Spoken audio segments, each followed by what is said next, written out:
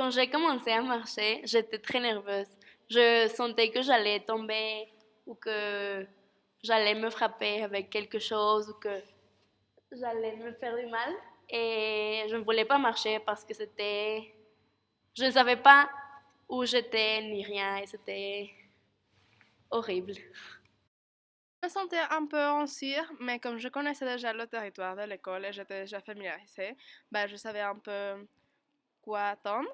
Et aussi, il y avait des gens qui m'aidaient, donc je m'appuyais un peu sur eux et je voyais, bon, je ne voyais pas, mais je comprenais un peu par où passer. Mais oui, ça faisait un peu de peur et un peu le sentiment de que je pouvais tomber.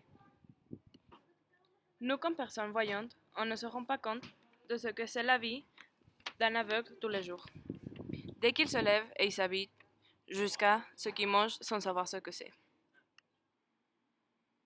Quand j'ai commencé à manger et que je pouvais rien voir, ça a été très bizarre parce que j'avais aucune idée de ce que j'allais manger et je devais toucher la nourriture pour pouvoir savoir qu'est-ce que c'était et c'était un peu difficile de savoir et être sûr de ce que c'était. Donc, j'ai trouvé cette expérience très bizarre et en même temps c'était un peu désagréable dû à que je ne savais pas ce que j'allais manger.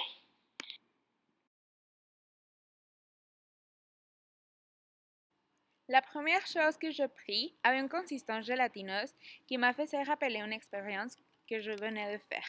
Donc, en dégoûtant, j'avais envie de vomir.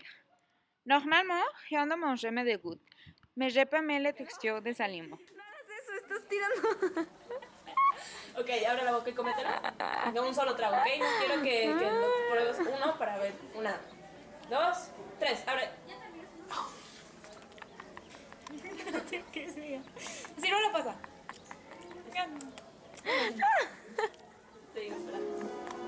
Ay, Dios mío. Je n'avais pas la confiance en Mayra, donc au moment de le manger, j'ai senti quelque chose de bizarre et un goût neutre et je voulais plus manger. Donc, comme je ne savais pas ce que j'étais en train de manger, j'avais peur car les textures et le goût étaient différents et compliqués à savoir ce que c'était le saveur. Au début de l'expérience, j'étais un petit peu perturbé parce que c'est vrai qu'on n'a pas l'habitude d'avoir un bandeau sur les yeux et de manger des choses sans savoir vraiment ce que c'est. Mais l'expérience était assez intéressante et finalement, j'ai mangé tout sans vraiment de soucis. Le seul truc que j'ai vraiment ressenti qui a été assez perturbant, c'est le fait de manger un piment et ensuite de devoir manger autre chose parce que justement, je n'arrivais plus vraiment à percevoir les saveurs. Mais à part ça, tout s'est passé à la perfection. Je crois que c'est ça. Ça, il y a de la noix de coco là-dedans? Oui. No, esto te falta. Ah, pues sí. Mon expérience de manger sans voir, c'était de penser que j'allais manger quelque chose d'agréable, mais à la fin, ils m'ont donné quelque chose avec du Dijon, et je déteste le Dijon, et c'était désagréable. Hay una servilleta del otro lado del... Ahí. Aquí se encuentra una servilleta a tu disposición. Y te falta una cuchara. Mi hija no había adivinado que era pepino. Ay, Les aveugles, chaque jour, vivent cette expérience de ne pas savoir ce qu'ils mangent et la consistance que les aliments ont.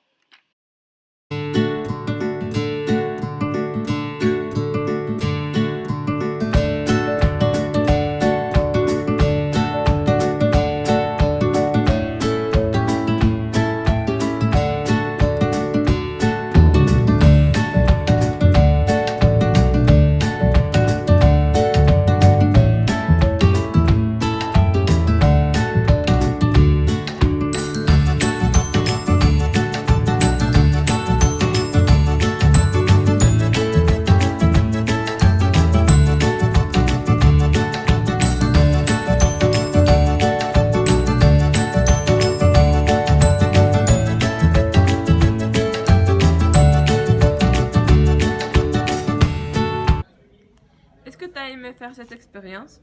Et oui, j'ai vraiment aimé. C'était difficile, mais bon, une journée, c'était pas une grande chose. Alors oui, j'ai vraiment aimé. Merci.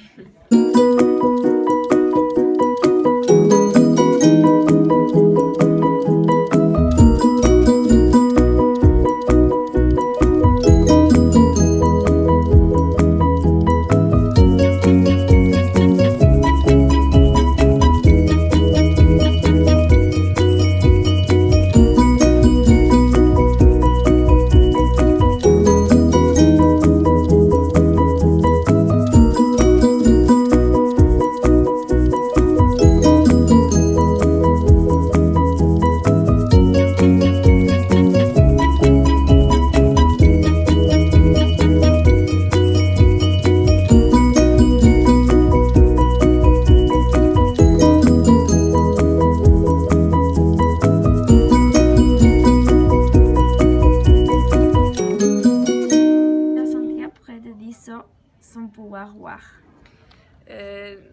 C'était très bizarre parce que ton cerveau s'est adapté à ne rien voir.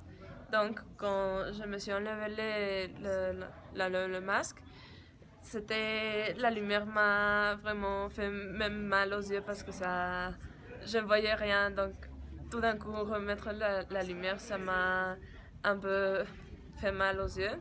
C'était vraiment, je me suis sentie après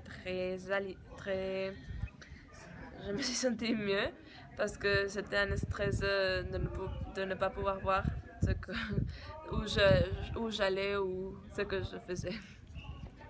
Il y a eu des personnes qui t'ont aidé. Pas beaucoup, parce que la majorité savait déjà ce que j'étais en train de faire, donc ils prenaient comme un peu en forme de jeu. Donc c'était un peu embêtant parce qu'ils faisaient des bêtises ou ils m'embêtaient, mais c'était parce qu'ils savaient déjà que je n'étais pas malade ou j'avais quelque chose de mal qui allait dans mes yeux, sinon que c'était plutôt pour un projet. Mais oui, il y avait quand même un petit garçon qui m'a demandé si tout allait bien ou s'il pouvait m'apporter quelque chose pour m'aider, tout ça. Tu t'es senti confortable pendant les cours dans l'école? Et en fait, je me suis un peu ennuyée parce que le fait de ne pas pouvoir voir ce que le prof dit ou pouvoir écrire ce qu'il dicte, c'est un peu embêtant parce que tu fais rien d'autre que d'écouter. Et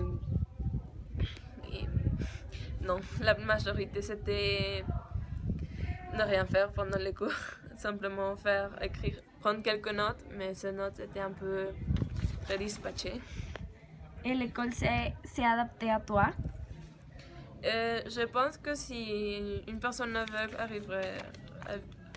arrive d'un jour à l'autre à l'école, oui, il pourrait s'adapter à l'école, mais il n'y a pas beaucoup de choses qui pourraient l'aider. Par exemple, non, il n'y a pas de... Comment savoir c'est quoi le numéro de la salle ou si on va vers le bon chemin ou si on rentre pas dans la toilette des filles au lieu de garçons, des choses comme ça. Ces petits détails, mais je pense que les profs et les amis pourraient s'adapter très facilement si un aveugle arriverait à l'école. Alors, tu crois que l'école n'est pas digne d'avoir une personne aveugle? Elle pourrait l'être, mais il faut améliorer et mettre plus de choses qui pourraient s'adapter à la personne. Qu'est-ce que tu as senti après avoir passé 10 heures sans voir rien? Beaucoup mieux. Vraiment, c'était très embêtant. C'est ne rien voir et la désespération et le stress que tout le monde te faisait même mettre le pied ou qui te frappait dans le front ou des choses comme ça, c'est petites choses. Mais après, de pouvoir voir et pouvoir parler aux gens aux yeux, parce que quand tu parles à quelqu'un et il ne te regarde pas, ou toi tu peux pas le voir, c'est un peu embêtant parce que vraiment tu sais pas si vraiment il t'écoute ou ce genre de choses. Donc après avoir passé 10 heures, ça s'est senti vraiment bien. Merci.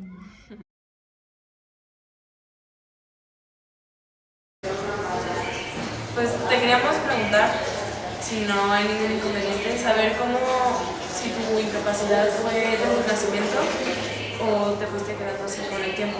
No, no hay ningún inconveniente, eso ya fue de nacimiento, ya es congénito. Nos platicó tu mamá que la semana pasada que estabas en un torneo de dominó. Ah, sí, de hecho fue aquí precisamente. Y si se te ha presentado alguna dificultad, ¿qué dificultad se te ha presentado? Pues en la calle, por ejemplo, que dejan que el cancel abierto, que los botes ahí donde sea, las bicicletas, los carros, todo eso.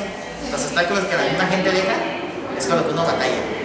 ¿Y ha habido gente que te ayuda cuando te ven en esas situaciones? ¿O? Sí, no, sí, hasta eso que sí. ¿Y qué te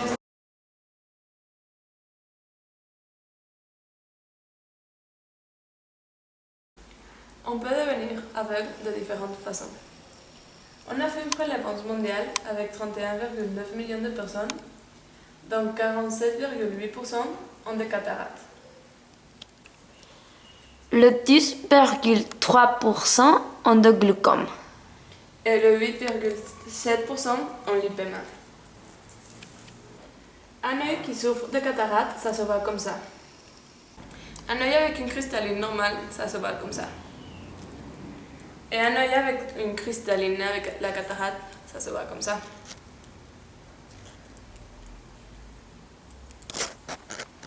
La deuxième cause mondiale, c'est la glaucome. La glaucome est une maladie oculaire qui touche les personnes de plus de 45 ans. Quand même, il existe la glaucome congénitale. Il y a des classifications de glaucome congénitale primaire qui anormalisent sans limite à des sons de caméra et la anirodie, que c'est l'absence d'iris de l'œil. La glaucome, c'est l'augmentation de la pression oculaire sur le fonctionnement du nerf optique en déduisant progressivement le champ visuel. Les symptômes de la glaucome, c'est le nicotolapia, que c'est le fait de voir plus obscur, la construction de champ visuel et la réduction de l'acuité visuelle. Les personnes qui ont de la glaucome commencent à voir comme ça.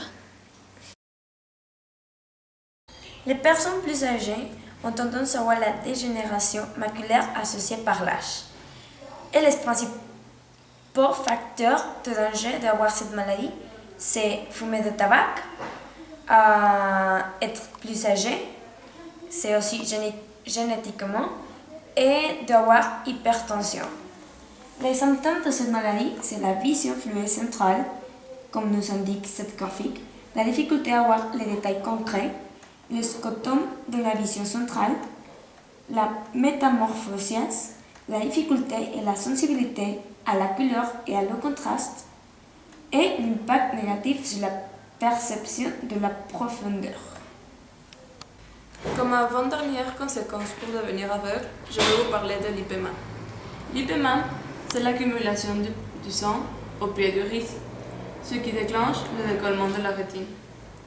Et comme dernière conséquence, je vais vous parler de le fait qu'on est diabétique peut provoquer aussi l'aveuglement.